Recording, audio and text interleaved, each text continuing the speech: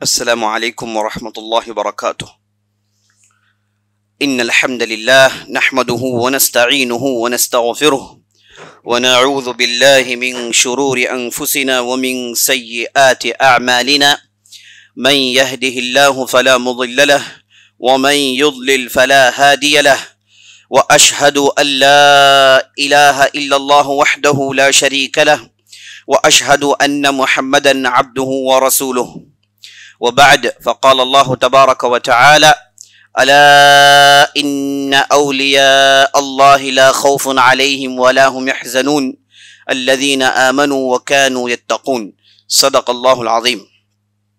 تمام قسم کی ستائشیں وہ تعریفیں وہ بڑائی اللہ خالق کائنات رب ذوالجلال والاکرام کے لیے ہے، اور لاکھوں کروڑوں درود و سلام ہو محمد الرسول اللہ صلی اللہ علیہ وسلم پر، جنہیں اللہ تعالیٰ نے سارے کائنات کے لیے رحمت بنا کر مبعوث کیا۔ اور میں اللہ رب العزت کی بارگاہ میں دست بدعا ہوں کہ اللہ سبحانہ وتعالی جس طرح ہمیں اس مبارک مجلس میں جمع کیا ہے اسی طرح ہمیں جنت الفردوس میں جمع کریں۔ اور میں اللہ رب العزت کی بارگاہ میں دعا کرتا ہوں کہ اللہ سبحانہ وتعالی رمضان کی ہماری محنتوں کو قبول فرمائے، ہمارے ذکر و اذکار کو قبول فرمائے، اور ہماری نمازیں اور ہمارے روزے اور ہماری تلاوت کلام پاک اور ہمارا رونا اور ہمارا گڑ گڑانا اور ہماری دعاؤں کو اللہ سبحانہ وتعالی قبول فرمائے، اور اللہ سبحانہ وتعالی ہماری محنتوں کے بدلے ہماری گردنوں کو جہنم سے رہا کریں، آمین یا رب العالمین۔ عزیز ساتھیوں، ماؤں بہنوں اور خواتین اسلام، یہ جو سلسلہ جس کا ہم نے آغاز کیا ہے پچھلے 2-3 مجلسوں سے، اس میں ہم نے خلافت عثمانیہ جو لگ بھگ 625 سال تک اس دنیا میں رہی اور ایک سائے کی حیثیت اس نے اپنے اندر رکھی، اور تمام مسلمانوں کو، تمام مکتب فکر کے لوگوں کو اپنے چھت تلے جوڑ رکھا۔ اور جب تک یہ خلافت تھی تو دشمنان اسلام کی جرأت پیدا نہیں ہوئی کہ کبھی وہ امت مسلمہ پر آنکھیں اٹھا کر دیکھیں اور امت مسلمہ پر انہیں کاٹ کر ان پر حکومت کریں۔ تو اللہ کا بہت بڑا احسان و فضل تھا کہ اللہ سبحانہ وتعالی نے ایسی خلافت کو مسلمانوں کی حفاظت کے لیے زمین میں انہیں پھیلایا پھلایا اور انہیں طاقت دی۔ عزیز ساتھیوں، کل کی مجلس کے اختتام پر میرے پاس 2-3 سوالات لائے گئے۔ میں اصل موضوع کے طرف آگے بڑھنے سے پہلے چاہتا ہوں کہ ان 2-3 سوالات کے جوابات آپ کے سامنے رکھ دوں۔ پہلا تو سوال یہ تھا کہ ابن عربی، کیا ان کا تعلق خلافت عثمانیہ سے تھا یا نہیں تھا؟ اور ایک مشہور ڈرامہ ہے جو آج کل ہر گھر میں لوگ اسے دیکھتے ہیں، کیا اس ڈرامہ کی حقیقت کیا ہے؟ اور اس ڈرامہ میں جو بھی باتیں بتائی جاتی ہیں کیا وہ باتیں حقیقت سے ان کا کچھ تعلق ہے یا نہیں ہے؟ یہ 2-3 سوالات تھے جو میرے سامنے رکھے گئے، تو میں نے ضروری سمجھا کہ ان کے جوابات آپ کے سامنے پیش کر دوں۔ پہلا سوال جس کا تعلق ابن عربی سے تھا، کیا ابن عربی اور خلافت عثمانیہ کے کوئی تعلقات تھے؟ کیا ابن عربی کو ہر بار خلفائے خلافت عثمانیہ بلاتے تھے؟ کیا وہ ان کی مجلسوں میں جاتے تھے؟ کیا ان کے لیے وہ خاص دعائیں کرتے تھے اور خاص قسم کے ذکر کے مجالس جمع کیا کرتے تھے؟ اور بعض لوگوں نے مجھے اس ڈرامے کے بعض تصویریں بھی دکھائی جس میں ایک اجتماعی ذکر کا منظر دکھایا جاتا ہے، جس میں بعض بزرگ لوگ بیٹھ جاتے ہیں اور سر ہلا ہلا کے وہ اپنے حساب سے چند ذکر و اذکار پڑھتے رہتے ہیں۔ کیا ان چیزوں کا حقیقی کوئی تعلق ہے یا نہیں ہے؟ پہلا تو آپ یہ دیکھ لیجئے، ابن عربی صاحب انشاءاللہ یہ کون تھے، تفصیل آپ کے سامنے آئے گی۔ یہاں پر میں صرف یہ بتانا چاہتا ہوں کہ خلافت عثمانیہ سے ان کا کوئی تعلق نہیں تھا۔ یہ قونیہ جو ترکیہ کے اندر مشہور سٹی ہے، جس میں وہ 1211 عیسوی اور 1212 عیسوی ایک سال کے لیے اس سٹی میں آتے ہیں، اور یہاں پر ان کی بعض سرگرمیاں تھی، اس کے بعد وہ ترکیہ چھوڑ دیتے ہیں۔ اس کے بعد کبھی وہ ترکیہ نہیں آئے، اور یہ جو صاحب تھے انہوں نے زمین میں بہت سارے اسفار کیے، بہت سارے ان کے جرنیز تھے.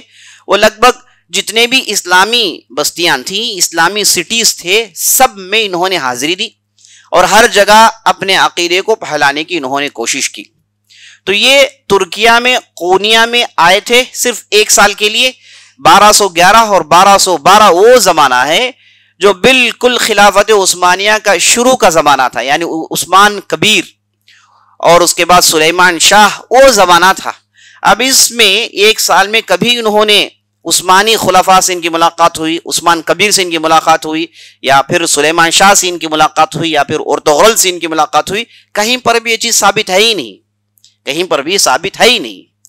اور یہ کہنا کہ ابن عربی ان سے گہرا تعلق تھا، یہ بالکل غلط بات ہے، حقیقت پر مبنی یہ بات نہیں ہے. اسے اچھی طریقے سے ہمیں سمجھ لینا چاہیے. اچھا، لوگ کیوں ابن عربی کو خلافت عثمانیہ سے جوڑنے کی کوشش کرنا چاہتے ہیں؟ وہ اس لیے کہ ابن عربی صاحب ایک مشہور صوفی ہیں. ہمارے معاشرے کے صوفیہ ابن عربی کی تصوف کو بہت پسند کرتے ہیں، اور ابن عربی کو وہ اپنے یہاں شیخ الاسلام مانتے ہیں، الشیخ الاکبر اور دوسرے بڑے بڑے القاب دیتے ہیں، اور گویا کہ انہیں ایک مجدد مانتے ہیں. جبکہ ابن عربی کی شخصیت، عزیز ساتھیوں بزرگوں، ایک ہائیلی کانٹروورشل شخصیت ہے. ان کے بعض ایسے اقوال ہیں جو بھرپور کلی طور پر کفر پر مبنی ہیں، بعض ایسی ان کی باتیں جو سیدھے سیدھے کتاب و سنت سے ٹکراتی ہیں، اور ان کی بعض ایسے اقوال ہیں جن میں یہ مشرکین مکہ کی تعریف کرتے ہیں، بت پرستی کی تعریف کرتے ہیں، غیر اللہ کے سامنے جانا آنا اسے کوئی ایک عیب نہیں سمجھتے، اور مختلف ان کے اقوال ہیں. اور ان کے جو عقیدت مند ہیں، جو انہیں پسند کرتے ہیں، وہ ان اقوال کی تعویل کرتے ہیں، کہتے ہیں کہ ابن عربی صاحب ان کا یہ مطلب نہیں ہے، یہ گہری تصوف سے ان کا تعلق ہوتا ہے، ان کی باتوں کو سمجھنے کے لیے تصوف میں گہرائی چاہیے. یہ ظاہری ایک بات کہتے ہیں، ان کے اندر باطنی باتیں ہوتی ہیں. ظاہری باتوں پر آپ جائیں گے تو کفر نظر آئے گا، باطنی باتوں میں آپ جائیں گے تو آپ کو ایمان نظر آئے گا. تو ابن حجر رحمۃ اللہ علیہ جو ان پر بہترین حکم لگاتے ہیں، ان کی پوری زندگی اور ان کی پورے اقوال، ان کی پوری کتابوں کو دیکھنے کے بعد کہتے ہیں کہ یہ صاحب کے پاس بعض ایسے اقوال ہیں جو انتہائی منکر ہیں، غیر مقبول ان کے اقوال ہیں، غیر مقبول ان کے آئیڈیالوجیز ہیں. اب یہ ایسی باتیں کہتے ہیں جس کے اندر مختلف معنی ہوتے ہیں. ظاہری ایک معنی ہوتا ہے، وہ کہتے ہیں کہ ایسے معنی کہنے کی کیا ضرورت جس کے اندر معنی ایسے مختلف ہوں، تو اس میں کیا نیا فائنڈنگ ہے. تو ابن حجر رحمۃ اللہ علیہ ان پر رد کرتے ہیں، کہتے ہیں کہ یہ صاحب ان کے اندر کفر پایا جاتا ہے، یہ جہل کے حد کو پہنچے ہوئے ہیں.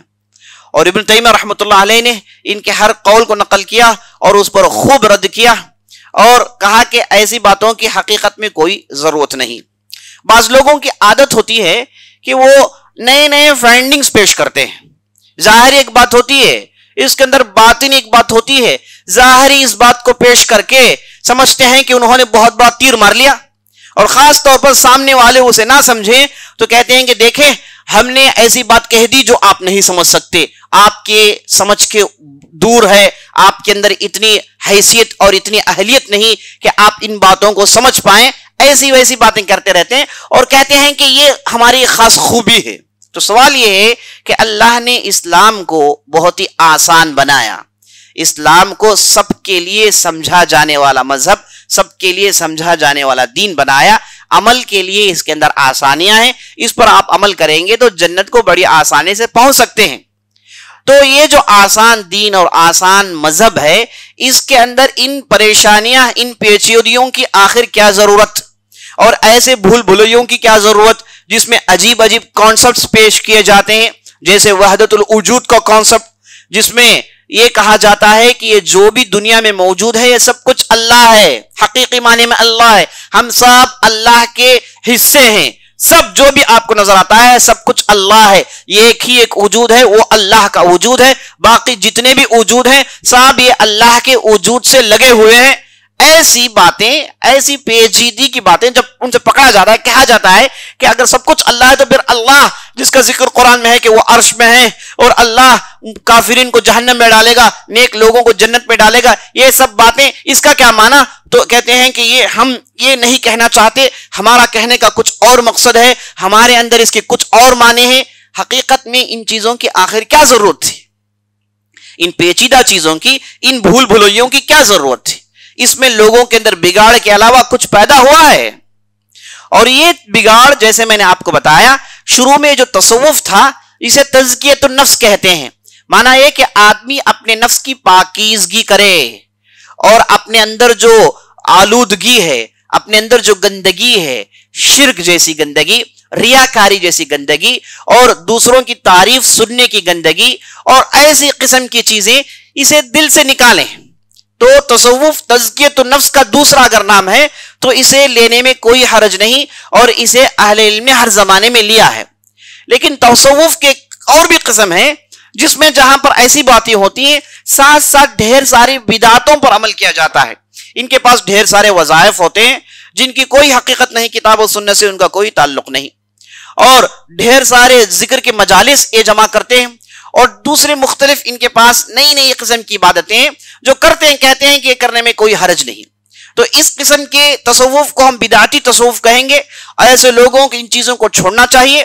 اگر آپ حقیقی معنی میں نفس کی پاکیزگی اور اس تعلق سے گفتگو کرنا چاہتے ہیں تو آپ کے لیے کتاب و سنت میں اس کے لیے ڈھیر سارا مواد مل جائے گا۔ آپ کو احادیث رسول صلی اللہ علیہ وسلم کے اندر اس تعلق سے ڈھیر ساری احادیث مل جائیں گی جس میں آپ صلی اللہ علیہ وسلم نے دنیا کی مذمت کی، اور آپ صلی اللہ علیہ وسلم نے دل کی بات کی، دل کو صاف رکھنے کی بات کی۔ ایک مرتبہ آپ صلی اللہ علیہ وسلم نے کہا کہ میں اس آدمی کے لیے جنت کی ضمانت دیتا ہوں جس کا دل مخموم ہو۔ صحابہ نے پوچھا یا رسول اللہ مخموم کا کیا معنی؟ کہا کہ مخموم اس دل کو کہتے ہیں جس کے اندر نہ حسد ہے، جس کے اندر نہ کپٹ ہے، جس کے اندر نہ بغض ہے، یہ جس کے اندر کوئی گناہ نہ ہو، صاف ستھرا دل ہو، تو اس دل کو مخموم دل کہتے ہیں۔ تو ایسی کتنی احادیث ہیں، ریاض الصالحین جیسی کتاب آپ پڑھ لیجئے، اس میں کتنی ایسی احادیث ہیں جو آپ کے اعمال کی درستگی کے لیے رکھی گئی، کتنے ایسی احادیث ہیں جو آپ کے نفس کی پاکیزگی کے تعلق سے گفتگو کرتی ہیں۔ تو احادیث کے اندر نفس کی پاکیزگی کے لیے پورا سرمایہ موجود ہے۔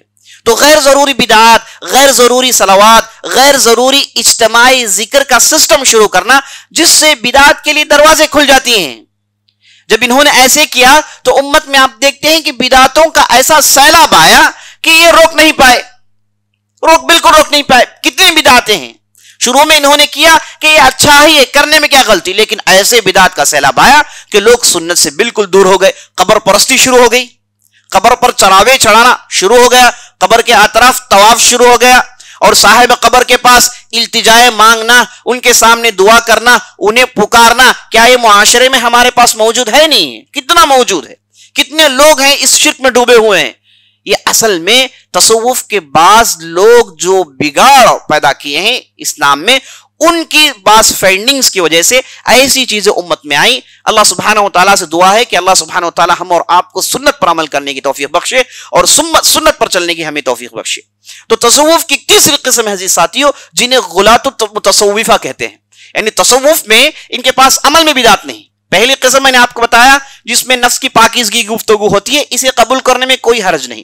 دوسری قسم جن کے پاس دل کی صاف کی محاسبۃ النفس، تزکیۃ النفس جیسے اچھی باتیں ہیں، قابل قبول باتیں، لیکن عمل میں ڈھیر ساری بدعات ہیں، عمل میں عجیب و غریب وظائف ہیں، عمل میں عجیب و غریب بدعاتیں ایکسٹرا ایڈ کر دی جاتی ہیں، جلسوں کے نام سے، اجتماع ذکر کے نام سے کتنا کچھ ہم دیکھتے ہیں۔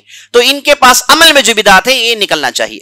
اور یہ جو غلاۃ المتصوفہ یعنی تصوف میں ایکسٹریمزم جسے کہا جاتا ہے، ان لوگوں کے ہاں عمل میں جہاں بدعات ہے، ساتھ ساتھ عقیدے میں، ایمان میں بہت ساری چیزیں داخل ہو گئیں۔ یہ جب فلسفے سے یہ تصوف ملا تو بھیانک بگاڑ اس کے اندر پیدا ہو گیا، تو ایسی باتیں داخل ہو گئی جس کا ذکر میں نے آپ کو سامنے کیا، وحدت الوجود، وحدت الشہود، فنا فی اللہ، لاہوت، ناسوت، پتہ نہیں کیسی باتیں، نور کا کانسیپٹ، ہر چیز نور سے بنایا گیا، یہ بھی انہی کی پیشکش ہے۔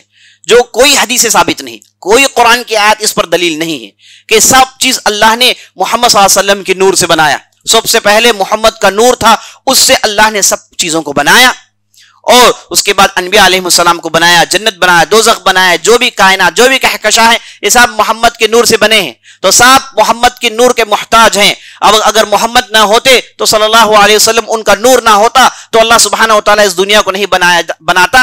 تو ایسی خطرناک قسم کی بگاڑ جس کی کوئی دلیل نہیں، نہ کوئی آیت اس پر دلیل ہے، نہ کوئی حدیث اس پر دلیل ہے، نہ سلف الصالحین نے ایسی باتیں بتائی، تو ایسی چیزوں کو لے کر انہوں نے ایک نیا ہی دین بنا لیا.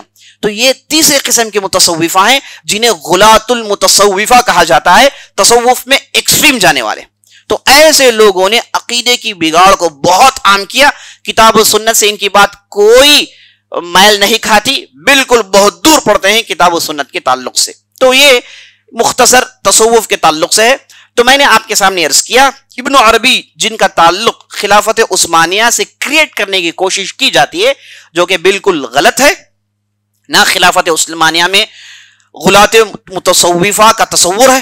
ہاں ان کے پاس تصوف ہلکا پھلکا تھا، اس میں کوئی شک نہیں، لیکن یہ ایکسٹریم تصوف، ایکسٹریم صوفیزم جس میں عقیدے کو لے کر ایسی خطرناک بگاڑیں، یہ ان کے پاس پائی نہیں جاتی. اور میں نے آپ کے سامنے اس بات کی دلیل ایک واقعے کی شکل میں دی، جس میں بدر الدین محمود نامی ایک غلاۃ المتصوفہ جو انتہائی ایکسٹریم متصوف تھے، ان کے تعلق سے جو عثمان اول اور ارطغرل ان کے زمانے میں جب ان کے پاس ڈیبیٹ ہوتا تو باقاعدہ یہ صاحب سے مناظرہ کر کے ان کی غلطیوں کو بتایا جاتا، تو بعد میں انہیں قتل بھی کر دیا جاتا ہے.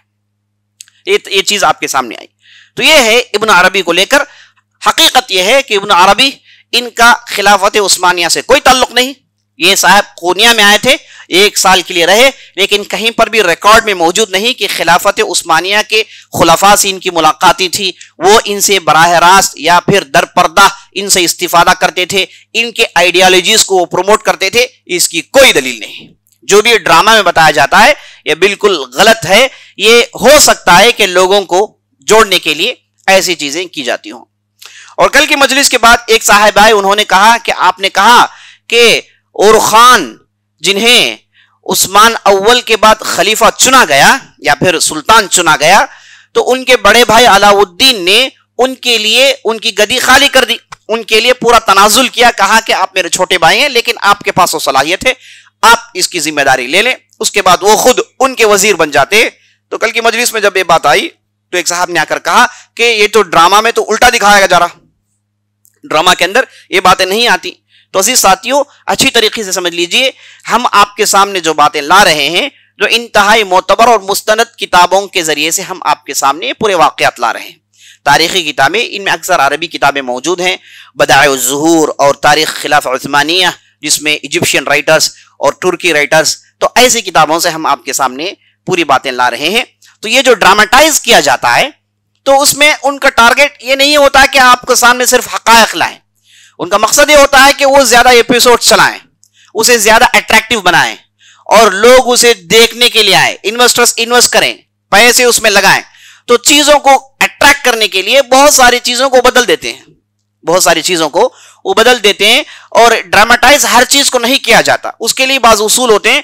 جب تک آپ ایسا نہیں کرتے تو وہ چیزیں لوگوں کے درمیان مقبول نہیں ہوتی، وہ لوگوں کے درمیان نہیں چلتی. تو اس لیے یہ ایسی چیزیں کر ڈالتے ہیں. تو ان حلقوں کو، ان ایپیسوڈز کو آپ دیکھتے ہیں تو ہرگز یہ نہ سمجھیں کہ یہ حقیقت پر مبنی ہے، تاریخ ایسی ہی ہے.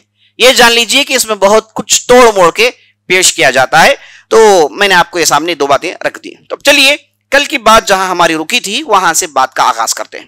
کل کی گفتگو ہماری عزیز ساتھیوں اور بزرگوں وہاں پر رکی ہوئی تھی جب اور خان پہلی مرتبہ بورسا، نیقیہ میڈیا، جو ترکیہ کے اندر ان کے نام تو بدل دیے گئے، بورسا تو وہی نام میں ہے اور نیقیہ میڈیا ان کے نام بدل دیے گئے. یہ آج بھی اہم سٹیز ہیں، اہم سٹیز ہیں، اہم بستیاں ہیں. تو ان بستیوں کو اور خان اسلامی پرچم کے تلے لاتے ہیں، انہیں مسلمان بناتے ہیں. تو جب یہ سٹیز میں گئے، وہاں کے حکومت کو بدلا، وہاں کے سسٹم کو بدلا، تو وہاں پر انہیں ایک خطرناک مصیبت جھیلنی پڑی اور خطرناک مسئلہ پیش آیا. وہ یہ تھا کہ وہ جہاں کہیں بھی جاتے ہیں بچوں کو دیکھتے ہیں. سڑکوں میں بچوں کی بڑی تعداد ہے, جنگلوں میں بچے خود اپنا انتظام کر رہے ہیں, کوئی کسی ادارے کے پاس بیٹھا ہے, کوئی کسی سڑک کے پاس بیٹھا ہے, تو بچوں کو ایسے ہی چھوڑ دیا گیا ہے. آخر اس کے پیچھے وجہ کیا ہے؟ تو یہ بچوں کا مسئلہ, یہ جو بڑا ہی پیچیدہ مسئلہ تھا, تو اس وقت اور خان کے بڑے بھائی جن کا نام علاء الدین تھا, جو کہ ایک بہترین عالم طالب علم تھے, انہوں نے اس مسئلے پر اسٹڈی کر کے ایک بہترین سولوشن دیا. کہا پہلی بات ایک تو بچے ہیں, انہیں نہ آپ ارسٹ کر سکتے ہیں, انہیں نہ آپ سزا دے سکتے ہیں, نہ انہیں ایسے ہی چھوڑ سکتے, تو ان کے لیے کچھ نہ کچھ انتظام کرنا ہی ضروری ہے. تو اس کے لیے انہوں نے کہا کہ کیوں نہ ان بچوں کے لیے ایسی جگہیں بنائی جائیں جہاں پر بڑے بڑے کمرے ہو, وہاں پر ان بچوں کو رکھا جائے, بہترین کھانے پینے کا انتظام ہو, اور ساتھ ساتھ ان کی تعلیم کا انتظام ہو. اور ان کی تعلیم کے انتظام کے لیے ہمارے پاس جب عثمان اول نے اپنے اسٹیٹ کا ڈکلیئر کیا, تو ہم نے آپ کو بتایا کہ بہت ساری جماعتیں اور بہت سارے علماء ان کے ساتھ آ کر جڑ گئے, آزو بازو کے علاقوں سے نکل آئے اور یہاں پر سیٹل ہو گئے. اس کے ذریعے سے عثمان اول کی طاقت میں 4 چاند لگ گئے, بڑی ترقی کر جاتے ہیں. تو ان علماء کو استفادہ کیا جائے, ان سے انہیں استعمال کیا جائے اور ان بچوں کو تعلیم دی جائے. اور ان بچوں کو جہاں انہیں بہترین تعلیم دی جائے, ساتھ ساتھ انہیں عسکری اور آرمی ٹریننگ بھی دی جائے. اور جب وہ بڑے ہو جائیں گے ان کے ذریعے سے خلافت عثمانیہ کو بہت زیادہ فائدہ ہوگا. اصل میں خلافت عثمانیہ کے سامنے 2 مسئلے تھے. پہلا مسئلہ یہ تھا, یہ لشکر کو لے کر, آرمی کو لے کر, کہ ان کے یہاں اگر اچانک حملہ ہو جائے تو امیڈیٹ فورس کی ضرورت تھی, کیونکہ اب یہ لوگ معاملی اسٹیٹ سے نکل کر اب بڑے علاقوں میں داخل ہو چکے ہیں, یورپ میں داخل ہو گئے ہیں. تو عین ممکن ہے کہ کوئی ایک دشمن اچانک ان پر حملہ کر دے. تو اچانک آنے والے حملوں کو, اچانک آنے والے پریشانیوں کو روکنے کے لیے ان کے پاس امیڈیٹ فورس کی ضرورت ہے, امیڈیٹ الرٹ ہو جائے اور امیڈیٹ حملوں کو روکے. تو ان کے پاس جتنے بھی آرمی میں لوگ ہوتے تھے, انہیں اگر کوئی مسئلہ پیش آیا تو انہیں نکال کر تیار کر کے میدان میں اتارنے تک وقت نکلتا ہے اور نقصان بھی ہو جاتا ہے. تو علاء الدین نے کہا کہ ان بچوں کو اگر ہم تربیت کریں گے, انہیں تیار کریں گے, تو ان کے ذریعے سے ایک امیڈیٹ فورس ہم تیار کر سکتے ہیں جو پلک جھپکتے ہی حاضر ہو جائیں اور آنے والی مصیبت کو روک لیں. یہ کام ان کے ذریعے سے ہم کر سکتے ہیں. دوسرا کام جو ان کے ذریعے سے ہم کر سکتے ہیں وہ یہ ہے کہ اب خلافت عثمانیہ کے لشکر میں جو بھی لوگ ہیں, پہلے تو قائی قبیلے کے تھے جو کہ کم تھے, مٹھی بھر لوگ تھے. بعد میں آس پاس سے جو لوگ جمع ہوئے, جو عثمان اول کی شخصیت کو دیکھ کر, ان کی کامیابیوں کو دیکھ کر لوگ جمع ہوئے, وہ مختلف قبائل سے تھے. ان میں عربی بھی تھے, ترکمان بھی تھے, ترکی بھی تھے, فارسی بھی تھے, مختلف قبائل کے لوگ آ گئے تھے. اور یہ اپنے اپنے لیڈرز کو مانتے تھے, اپنے اپنے قبائل کے سردار کو مانتے تھے. اگرچہ کہ وہ سردار عثمان اول کے ماتحت تھے, خلافت عثمانیہ کے انڈر تھے, لیکن یہ سرداروں کو ماننے کا کانسیپٹ ان کے پاس موجود تھا. اگر کوئی سردار بگڑ جائے, کوئی نافرمان بن جائے, کوئی بغاوت کر جائے, تو وہ اپنے ساتھ لوگوں کو لے کے نکل جائے گا. تو یہ بھی ایک دقت تھی جس کے لیے سولوشن علاء الدین نے کہا کہ اگر انہیں تیار کر دیا جائے تو ان کے باپ سلطان ہوں گے اور ان کا کام اللہ کے راہ میں جہاد لڑنا ہوگا, اس کے علاوہ کوئی تیسرا کام نہیں. تو جب یہ بہترین سجیشن علاء الدین اور خان کے سامنے پیش کرتے ہیں تو وہ ہاتھوں ہاتھ قبول کرتے ہیں اور ان بچوں کا مسئلہ حل ہو جاتا ہے. تو بہترین عمارتیں بنی جاتی ہیں, بڑے بڑے کمرے بنے جاتے ہیں جہاں پر بہترین فیسلٹیز ہوتی ہے, جہاں پر تعلیم دینے کے لیے بہترین علماء موجود ہوتے ہیں. ان بچوں کے پیچھے محنت ہوتی ہے اور ان بچوں کو رکھ کے ایک زبردست لشکر, ایک زبردست ٹولی بنائی جاتی ہے جس کا نام آگے چل کے الانکشاریہ کا نام دیا گیا, جس کی تفسیر آپ نے بارہا سنی ہے. انکشاریہ کون لوگ ہیں؟ انکشاریہ کا عرب ترکی میں لفظ ہے, اس کا معنی یہ ہے کہ نئی آرمی. چونکہ ان کے ذریعے سے ایک نئی آرمی کا آغاز ہوا تو انہیں انکشاریہ کہا گیا. تو اس کے ذریعے سے بچوں کا بہترین حل نکلا. اور یہ انکشاریہ ایسی طاقت ہے, ایسی طاقت ہے, جب تک یہ مضبوط رہے خلافت عثمانیہ مضبوط رہی. دیکھیے بالکل آغاز میں اورا خان کے زمانے میں انکشاریہ کا دریافت ہوا, اور یہ کب تک رہے؟ یہ عبد الحمید ثانی کے زمانے تک رہے. تو انکشاریہ لگ بھگ جب تک خلافت عثمانیہ تھی تب تک یہ لوگ رہے، لگ بھگ 500 ساڑھے 500 سال تک یہ انکشاریہ کا سلسلہ جاری رہا، اور جب یہ ٹوٹ گئے تو خلافت عثمانیہ ٹوٹ گئی۔ تو اس سے معلوم ہوا کہ کتنی اہم چیز تھی علاء الدین نے اپنے بھائی اورو خان کے سامنے پیش کی۔ یہ ہوتا ہے اس آدمی کا سجیشن جو علم اور نور اپنے اندر رکھتا ہے، جو کتاب و سنت کا علم رکھتا ہے، ورنہ اس زمانے میں اس قسم کے بچوں کے ساتھ جو سلوک ہوتا ہے وہ کچھ اور ہوتا ہے۔ یورپ کے زمینوں میں ان بچوں کے ساتھ جو سلوک ہوتا ہے وہ کچھ اور ہوتا ہے۔ انہیں غلام بنا لیا جاتا ہے، ان سے ڈھیر ساری محنتیں لی جاتی، اور ان میں سے کئی لوگوں کو قتل کر دیا جاتا ہے۔ ان کے پاس تعلیم نہ ہونے کی وجہ سے یہ چور اچکے بن جاتے ہیں، لٹیرے بن جاتے ہیں، اخلاقی بگاڑ پیدا ہو جاتا ہے، اس کے بعد انہیں کنٹرول کرنا مشکل ہو جاتا ہے، یہ ٹولی کی شکل میں نکل جاتے ہیں، اس کے بعد یہ لٹیرے بن جاتے ہیں، راستوں میں قافلوں کو لوٹتے ہیں، تو خطرناک مسائل پیش آ جاتے ہیں۔ تو علاء الدین نے جو حل پیش کیا جس کے ذریعے سے ہمیشہ کے لیے اس کا حل انہوں نے نکال لیا، یہ ہوتا ہے ایک بہترین عالم کا ذہن جو کتاب و سنت کو پینے کے بعد ایسے سجیشنز پیش کر پاتا ہے۔ تو عزیز ساتھیوں، یہ انہوں نے سجیشن دی، اس کے بعد ان بچوں کا مسئلہ حل ہوا۔ تو اس کے بعد ہم دیکھتے ہیں اورا خان یہ اپنی فتوحات کو آگے بڑھاتے ہیں اور اہم علاقے جو بھی سٹی سے سب کو فتح کر لیتے ہیں۔ اس کے بعد کا عزیز ساتھیوں ایک ایسا زمانہ آتا ہے کہ اورا خان نے اپنے فتوحات کو روک دیا، اب اس کے بعد آگے بڑھنا ہے تو ایسٹرن یورپ کے اندر داخل ہونا ہے۔ یہ بالکل ایج میں پہنچ جاتے ہیں، ایشیا کا بالکل جو ایج ہے وہ ہے بورسا، اس ایج کو پہنچ جاتے ہیں اور بورسا کو ایک کیپٹل بناتے ہیں۔ اس سے پہلے سکوڑا ان کا کیپٹل تھا، وہاں سے انہوں نے پورا کیپٹل منتقل کیا، بورسا کو انہوں نے کیپٹل بنا لیا، اور بورسا یہ ایشیا کا بالکل ایج ہے۔ اس کے بعد آپ کو یورپ شروع ہو جاتا ہے، اس کے بعد قسطنطنیہ اور ایسٹرن یورپ کا آغاز ہو جاتا ہے، جہاں پر آپ دیکھتے ہیں بلغیریا ہے اور جہاں پر آپ سربیا دیکھتے ہیں، ایسے علاقے شروع ہو جاتے ہیں۔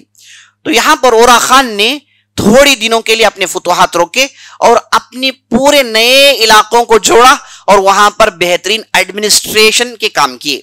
اور سب سے پہلا کام انہوں نے کیا کہ انہوں نے پورے لشکر کو جوڑا، جو مختلف زبانیں بولتے تھے، مختلف نسلوں سے ان کا تعلق تھا، مختلف ان کے قبائل تھے، سب کو جوڑتے ہیں اور ان کے اندر اتحاد پیدا کرتے ہیں۔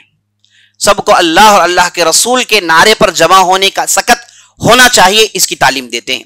تو انہیں جوڑتے ہیں، دیکھیے یہ بہت ہی اہم چیز تھی، یہ جوڑتے ہیں، سب کو جوڑتے ہیں اور ایک خلیفے کے ماتحت کام کرنے کا جذبہ ان کے اندر ہونا چاہیے، یہ روح ان کے اندر پھونکتے ہیں۔ اور اورا خان نے جب یہ پورے لشکر کو جوڑا تو انہوں نے ایک افیشیل آرمی بنائی۔ یہ پورے تاریخ میں، پورے یورپ کی تاریخ میں کبھی بھی ان کے پاس کوئی افیشیل آرمی نہیں تھی۔ وہ جب بھی لڑائی لڑنا چاہتے عام لوگوں کو بلا لیتے، عام اعلان ہوتا جو بھی بستی میں ہے لڑنا چاہتے ہیں سب آ جاتے ہیں۔ اب یہ لوگ جب آتے ہیں تو جو ویل ٹرائنڈ سپہ سالار ہوتے ہیں، ویل ٹرائنڈ سولجرز ہوتے ہیں، ان کا مقابلہ نہیں کر پاتے۔ تو یہ پہلے آدمی ہیں جنہوں نے افیشیل آرمی کو بنایا، جو باقاعدہ حکومت کی طرف سے انہیں تنخواہیں دی جاتی ہیں اور باقاعدہ حکومت ان کا کیئر کرتی ہیں۔ تو یہ پہلا کام اورا خان نے کیا۔ اسی کے بعد آف کر دیجئے، بس آف کر دیجئے۔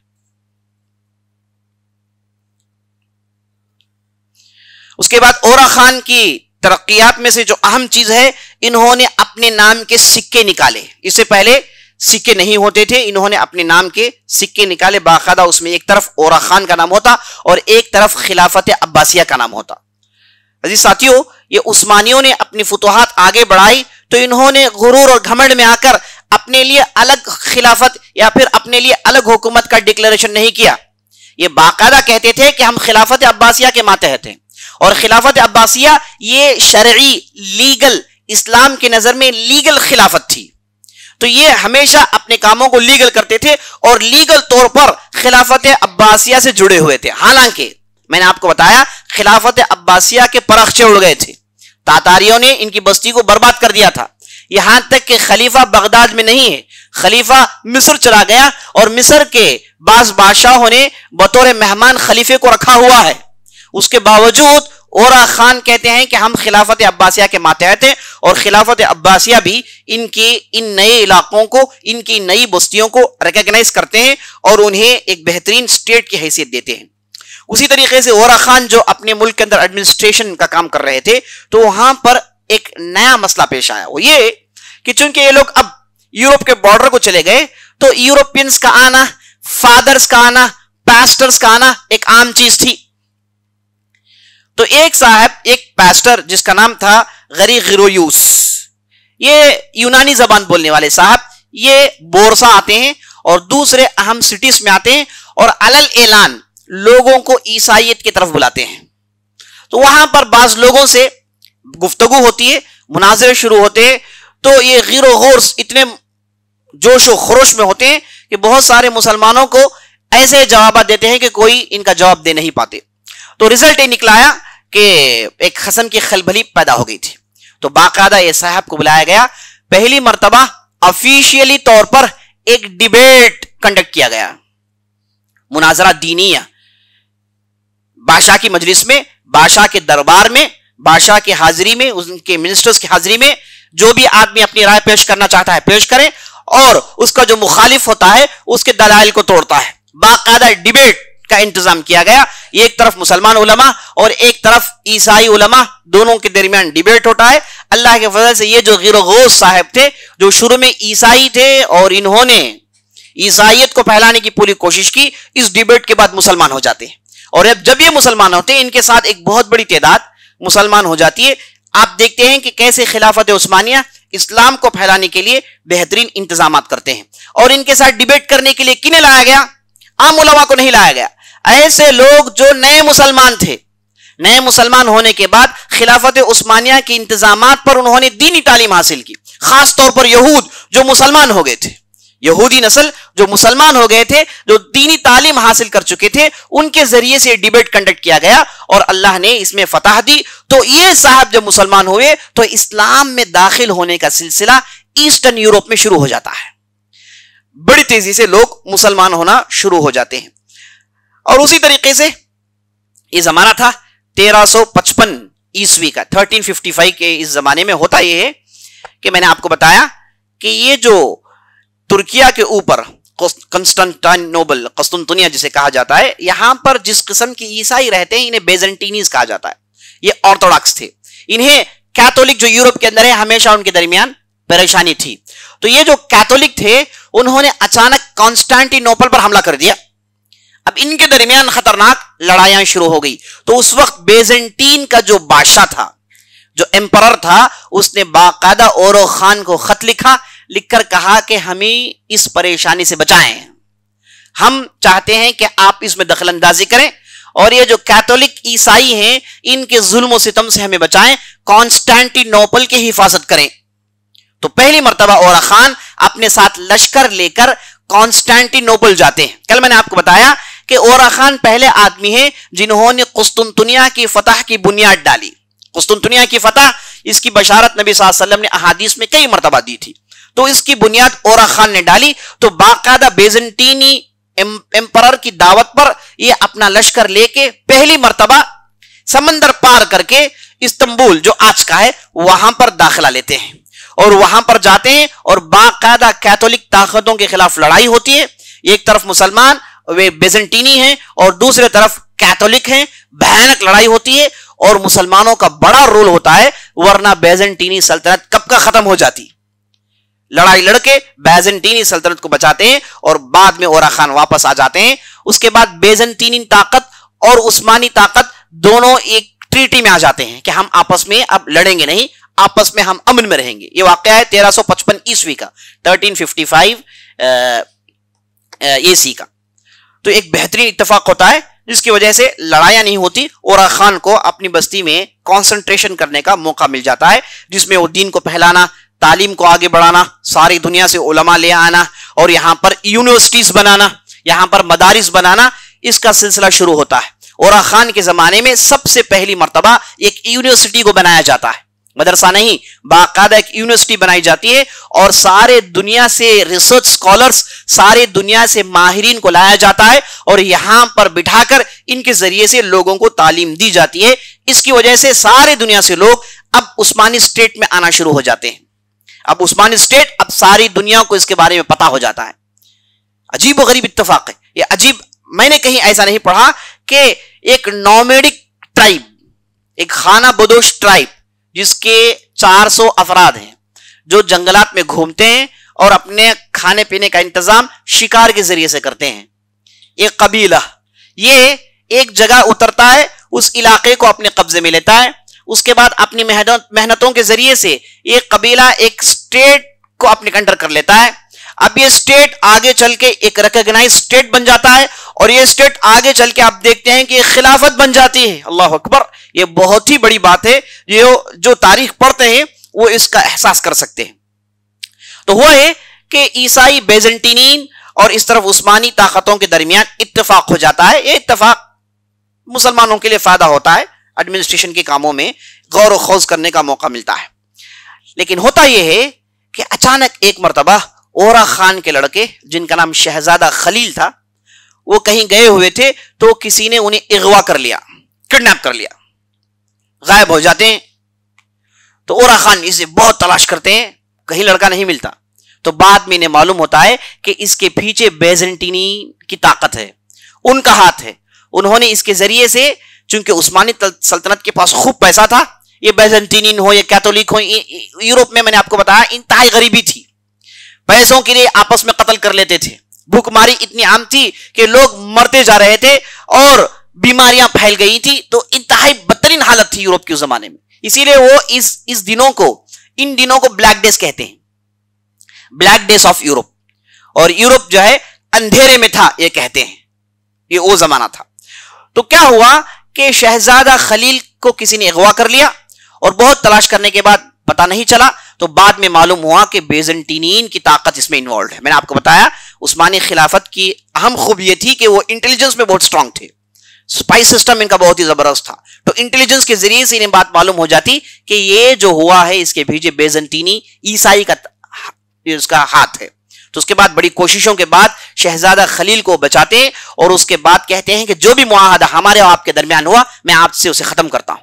یہ کہنے کے بعد اب اورا خان کو موقع مل جاتا ہے کہ اب سمندر پار یورپ، ایسٹرن یورپ میں اسلام پھیلائیں.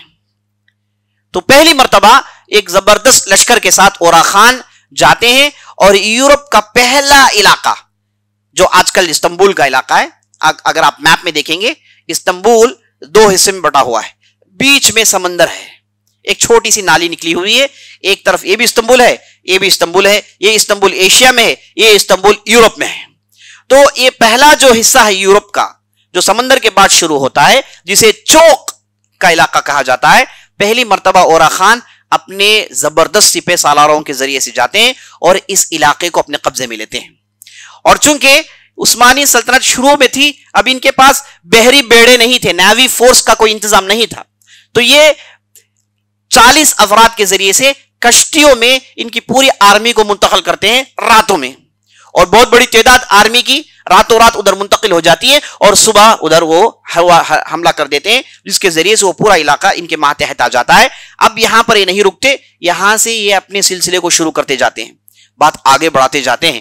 آگے بڑھ کے ادرنیہ نامی ایک بہت ہی اہم سٹی کو اپنے قبضے میں لیتے ہیں، جہاں پر پورے پادری، پورے پاسٹرز، پورے عیسائی طاقت تھی. اسے ان کے ایک اہم سپہ سالار، عثمانیہ سلطنت کی جو طاقت تھی ان کے سپہ سالار تھے. ایک تھے جس کا نام لالا شاہین بادشاہ، داؤد بادشاہ. یہ وہ لوگ زبردست سپہ سالار تھے جنہوں نے خلافت عثمانیہ کا کام کر دکھایا. تو یہ جو ادرنیہ کے علاقے پر حملہ ہوتا ہے لالا شاہین بادشاہ کے ذریعے سے، شروع میں زبردست حملہ ہوتا ہے اور بڑی آسانی سے اس علاقے کو اپنے قبضے میں لے لیتے ہیں. لیکن عیسائی خاموش نہیں رہتے، وہ دوبارہ پوری طاقت سے آتے ہیں اور لالا شاہین کے بعض اہم افراد کو قتل کرتے ہیں اور مسلمانوں کو بھگا مارتے ہیں، اور پھر یہ علاقہ ان کے ہاتھ سے چھوٹ جاتا ہے. لیکن لالا شاہین بیٹھنے والے نہیں تھے، پھر اپنی پوری طاقت جوڑتے ہیں اور پھر ادرنیہ پر حملہ کرتے ہیں. اور ادرنیہ کو پکڑنے کے بعد اورا خان نے کہا کہ اب ہمارا کیپٹل بورسا نہیں، اب ہمارا کیپٹل ادرنیہ ہے. ادرنیہ یہ یورپ کے بالکل اندر ہے. تو پورے کیپٹل کو منتقل کر دیتے ہیں، وہ اس لیے کہ دوبارہ یہ علاقہ ان کے ہاتھ سے نہ چھوٹ پائے. اور ان کا پورا ٹارگٹ یہ ہے کہ جو عیسائی دنیا ہے، یہ کیتھولک دنیا ہے، جو بیزنٹینین دنیا ہے، اس میں اسلام کو پھیلائے. اگر آپ کا کیپٹل بورسا اس طرف رہے گا تو اسے کچھ فائدہ ہونے والا نہیں. آنے والے خلفاء اسی کیپٹل کو لے کے بیٹھ جائیں گے, آگے بڑھنے کی گفتگو نہیں کریں گے, آگے بڑھنے کی محنت نہیں کریں گے, تو کیپٹل کو منتقل کر دیتے ہیں, جو کہ بہت ہی اہم سٹیپ تھا. جیسے کیپٹل منتقل ہو گیا, پوری طاقتیں وہاں جمع ہو گئی, اس کے بعد ادرنیا ان کے ہاتھ سے نہیں گیا, اس کے بعد ایسٹرن یورپ کے لیے دروازے کھل جاتے ہیں.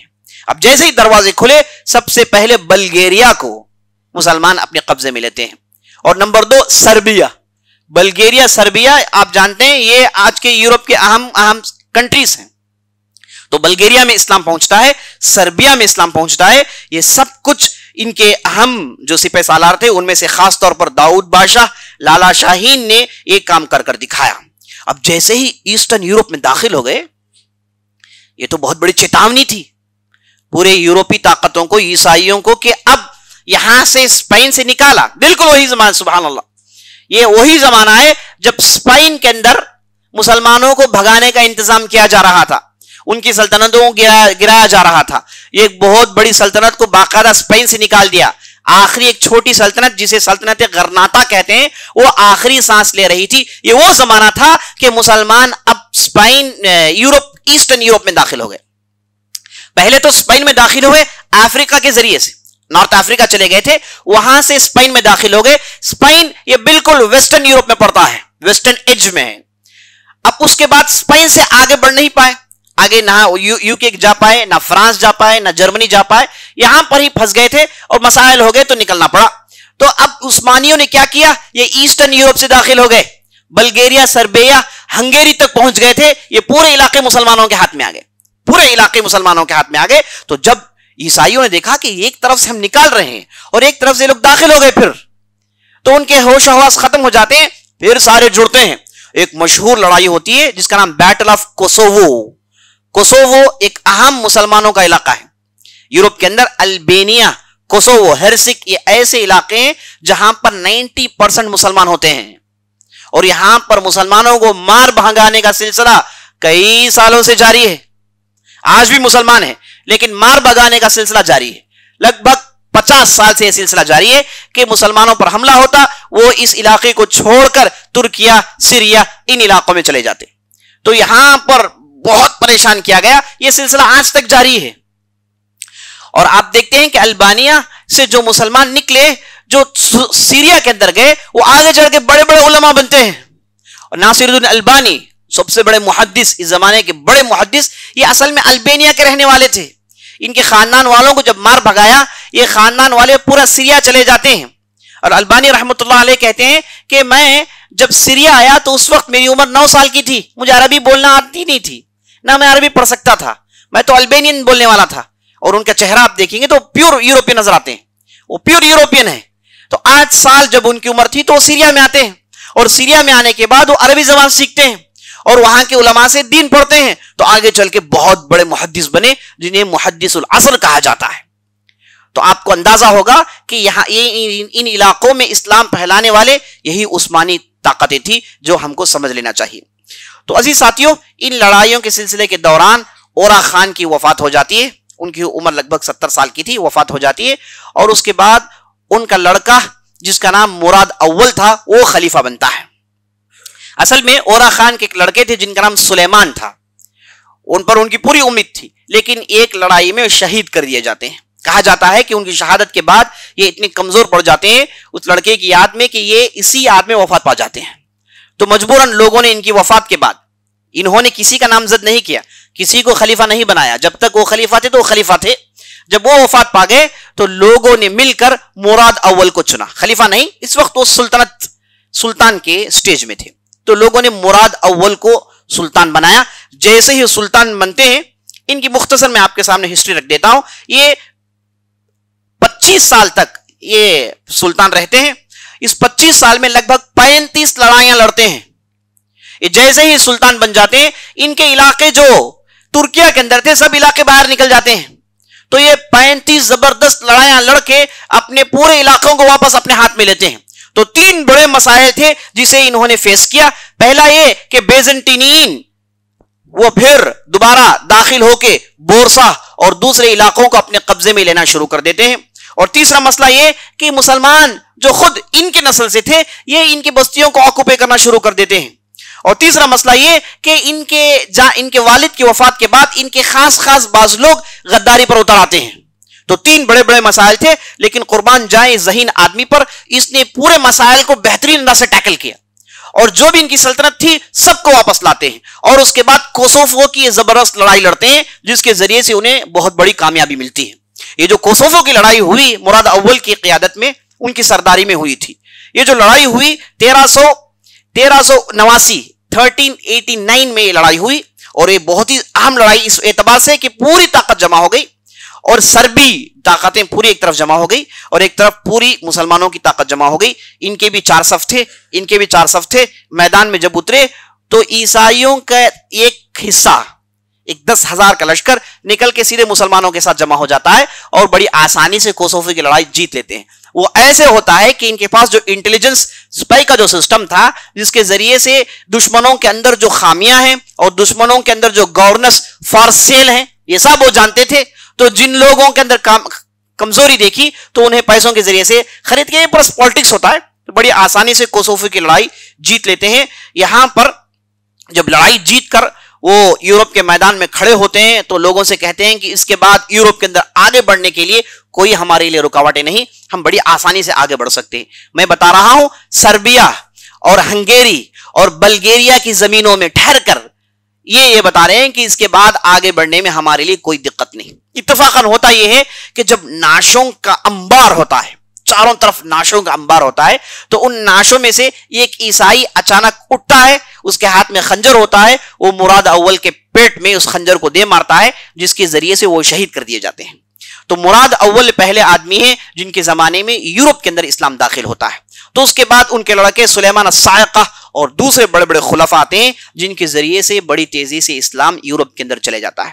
یہ خلافت عثمانیہ کی خوبی عزیز ساتھیوں کہ جہاں یہ بہت ہی زبردست میگا پاور تھے، جب تک یہ طاقت میں تھے، نہ برٹشرز، نہ فرینچ، نہ پورچیگیز، نہ ڈچ، کسی کی کچھ چلتی نہیں تھی.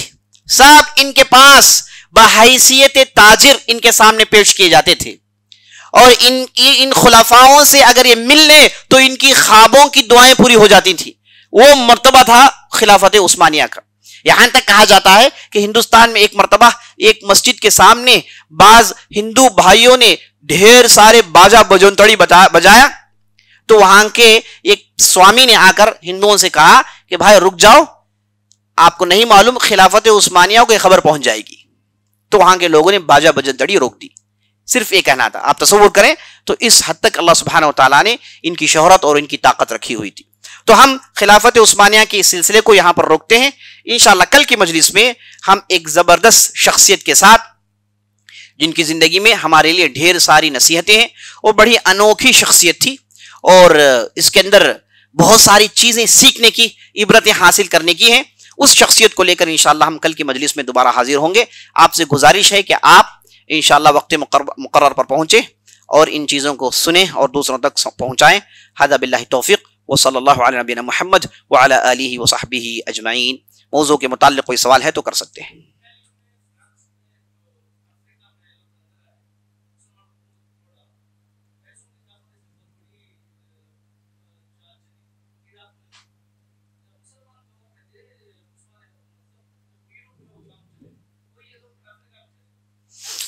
افریقہ میں یورپینز افریقہ میں آنا کب شروع ہوتے ہیں؟ یہ خلافت عثمانیہ کے آخری میں، جب یہ خلافت عثمانیہ کی طاقت ٹوٹ گئی، جسے ان لوگوں نے توڑا باقاعدہ سازش کے تحت، تو اس کے بعد یہ ان کے علاقوں میں جاتے تھے بڑی آسانی سے، کوئی روک ٹھاک نہیں تھا.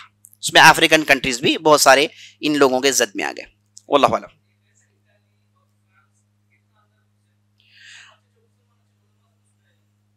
جی اٹالی تو باقاعدہ پورا لیبیا اس کے ہاتھ میں تھا، اور اٹالی کی نیمیبیا جو بالکل ساؤتھ آف افریقہ ہے، تو بہت سا افریقہ کو انہوں نے کیک کی طرح کاٹ کے بانٹ لیا، بالکل کیکوں کی طرح کاٹ کے انہوں نے بانٹ لیا تھا. اس وجہ یہی وجہ تھی کہ خلافت عثمانیہ اس وقت ٹوٹ گئی تھی، ان کی وہ طاقت نہیں تھی انہیں روکنے کی، اور انہیں موقع مل گیا.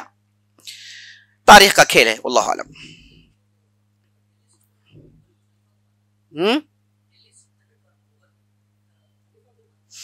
ہاں، دہلی سلطنت اور مغول کیا خلیفہ کو مانتے تھے؟ کہا جاتا ہے کہ خلافت سے ان کے تعلقات تھے، لیکن یہاں پر خلافت کے خلافت عباسیہ کے نام نہیں پڑے جاتے تھے. عام طور پر ہوتا یہ ہے کہ اگر کوئی بھی علاقہ خلافت عثمانیہ کے یا پھر عباسیہ کے اندر آ جائے تو خلافت خلیفہ عباسی کا نام خطبوں میں پڑھا جاتا تھا، ان کے حق میں دعا کیا جاتا تھا. یہ ٹرینڈ تھا. تو یہاں کے مغل جو بھی سلاطین دلی تھے ان کے تعلقات اچھے تھے، لیکن یہاں کے ممبروں میں خلافت عباسیہ کا ذکر نہیں ہوتا تھا. سے معلوم ہوا کہ یہ لوگ اپنا الگ ہی کنٹرول رکھے ہوئے تھے، تو کوئی چیز وہ خلافت عباسیہ سے جوڑ کر نہیں دیکھتے تھے. واللہ عالم. لیکن ٹیپو سلطان سلیم اول سے باقاعدہ ان کے جو اسٹیٹ ہے وہ اسے لیگلائز کراتے ہیں. سلیم الاول جو تھے، جو خلافت عثمانیہ کے عام فرد، انہوں نے ٹیپو سلطان کے اس حکومت کو باقاعدہ مانا، اور وہ سیل وغیرہ کے ذریعے سے ٹیپو سلطان جو سری رنگم پٹنم میں ان کی حکومت تھی اسے باقاعدہ لیگل خلافت کے ماتحت بنائی گئی تھی. واللہ عالم.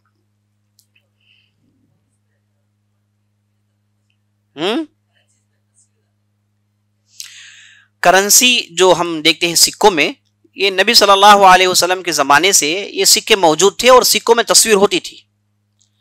صحابہ کے زمانے میں جو درہم دینار جو استعمال کرتے تھے اس میں رومنز کے چہرے ہوتے تھے.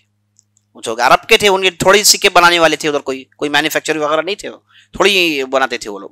یہاں پر رومنز کے سکے چلتے تھے، رومنز کے دینار اور رومنز کے درہم چلتے تھے، اس میں باقاعدہ رومنز کے چہرے ہوتے تھے. وہ ان کے استعمال میں وہ چیز موجود تھی. تو قدیم زمانے سے چہروں کو ڈالنا موجود تھا، لیکن اسلامی جب سلطنت آئی عمر رضی اللہ عنہ کے زمانے میں، بعد کے زمانے میں، یہاں پر جو ہے لا الہ الا اللہ اور جو ہے ایسے چیزوں کو استعمال کرنا شروع کیے. چہرے نہیں ڈالتے تھے، چہرے نہیں. اللہ عالم.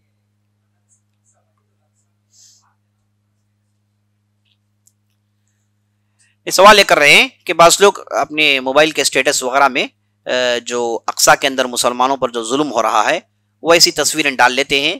یہ ڈالنا صحیح ہے یا غلط ہے؟ دیکھیے، صحیح ہے غلط سے ہٹ کر بات یہ ہے کہ ایسی چیزیں بعض دشمنوں کو ورغلائیں گی، خام و خواہ پریشانی شروع کریں گے. تو اس لیے ایسی چیزوں سے پرہیز کرنا زیادہ بہتر ہے. اور جو ہوتا ہے سب جانتے ہیں. آج کل میڈیا، آج کل نیوز کا جو سلسلہ ہے، بڑی تیزی سے باتیں آنن فانن بات پہنچ جاتی ہے، منٹوں میں بات پہنچ جاتی ہے. تو ہم اسی ضمن میں فلسطین میں جو ظلم ہو رہا ہے، مسجد الاقصیٰ میں مسلمانوں پر ظلم ہو رہا ہے، ان کے حق میں دعا کرتے ہیں کہ اللہ سبحانہ و تعالیٰ انہیں طاقت دے، اللہ سبحانہ و تعالیٰ انہیں جوڑے رکھیں، اللہ سبحانہ و تعالیٰ ان میں جو نقصانات ہوئے ان نقصانات کو اللہ سبحانہ و تعالیٰ دنیا اور آخرت میں اس کا بہترین بدلہ دے، اور یہ دشمن کی طاقت کو توڑیں، اس کے غرور کو توڑیں، اللہ اسے نیست و نابود کریں، ان کی بستیوں کو ایسے زلزلے لائیں، ان کی بستیوں میں ایسی حرکتیں کریں کہ وہ اس بستی کو چھوڑ کر چلے جائیں اور مسلمانوں کے ہاتھ میں دوبارہ ملک آ جائیں. آمین یا رب العالمین. سبحانک اللہم و بحمدک، اشہد ان لا الہ الا انت، استغفرک و اتوب الیک.